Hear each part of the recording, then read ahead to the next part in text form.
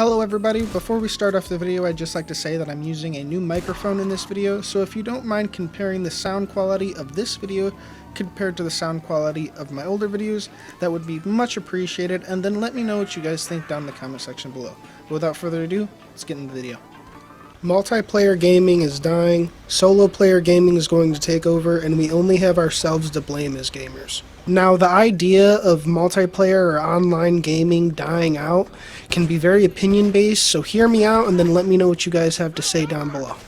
The reason I believe multiplayer gaming is going to die is because of the amount of toxicity within the communities.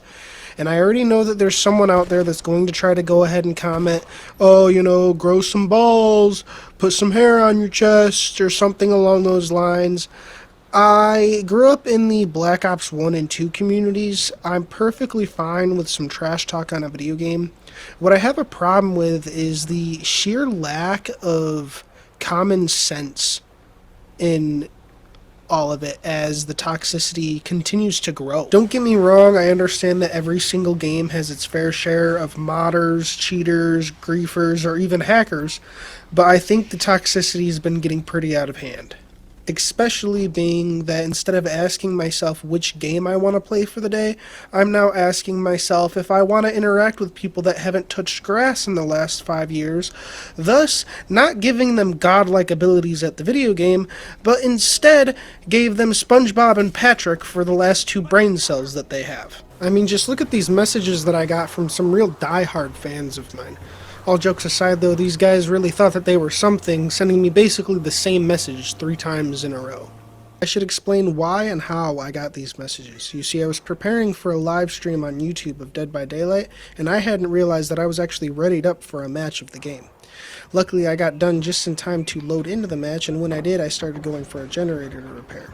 As I did, I started hearing the heartbeat. It turns out that it was another survivor chasing the killer directly into where I was. Not that they really knew that, so I started going on the run and tried to hide. I luckily got away and hid inside of one of the lockers that you could find around the map. My teammate, however, did not have the same type of luck, and they got knocked. So the same guy that said I suck and did nothing the entire game is the same guy that was downed in the first 2 minutes of the match. I also love how he put in that I need to stay off the game and that he's going to block me as if I actually wanted to play with him again. While the player is being hung up on the hook in front of me, I realize I'm having some connection issues to the game. This is probably because of the live stream that I started up just prior to the match starting. Ever since this winter storm rolled in, I'm having issues connecting with live streams. Almost immediately after the player got hooked, Mad Max, another one of the players, starts being chased by the killer, not even successfully unhooking his teammate in the process. You'd think he'd lure the killer away or something, being that he didn't successfully pull his teammate off the hook, but no, God forbid someone had common sense. My connection to the game was not getting any better, and it seemed like the situation of the match itself was in the same direction. As I was hopping out of the locker that I was hiding in, I experienced some intense rubber banding, so I finally decided to shut down the live stream that I was doing. I want to blame these two for the loss of the match, but their grammar and punctuation already told me where their IQs were at.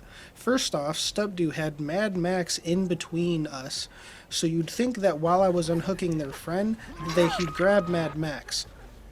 Nope. Where do I see him next?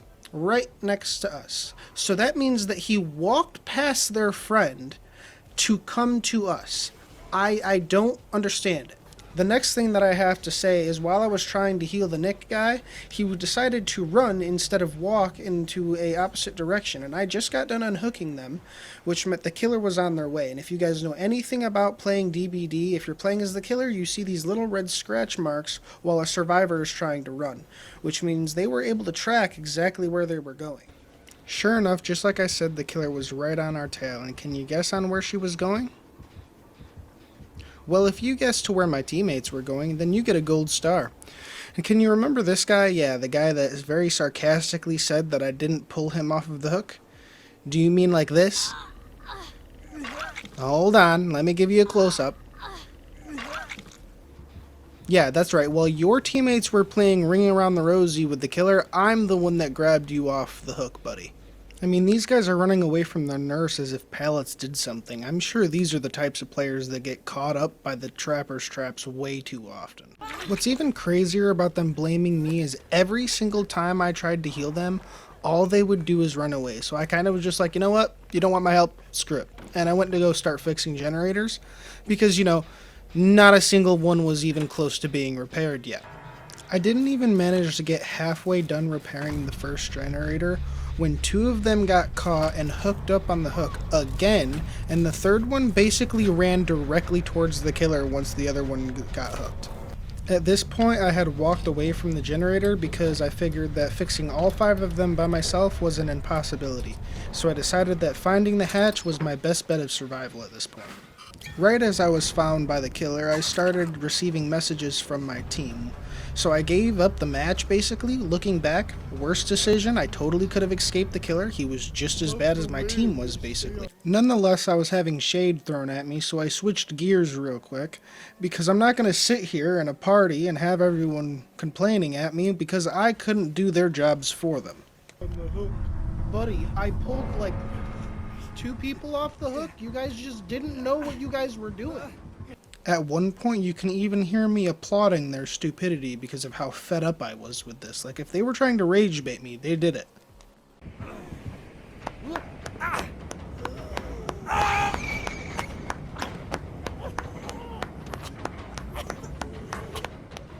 I will say that there is a small part of me that feels bad for this guy though. I'd like to just clarify that this is the last message I received a good 2-3 minutes after the match had ended.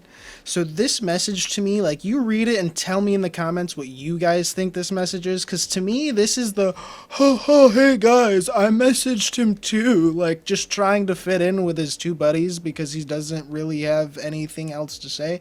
Like, there was nothing to add from this message. This is just, like, look at the grammar alone. The grammar and punctuation alone is absolutely terrible. And then you have the very stereotypical Miles Morales Spider-Man as the profile picture. I mean, if I'm gonna get stereotypical here, but I'm pretty sure that this guy's from the hood or something, because the only 2 people that use that are actual nerds that know that he's the furthest thing from black, and then people that just call him Black Spider-Man.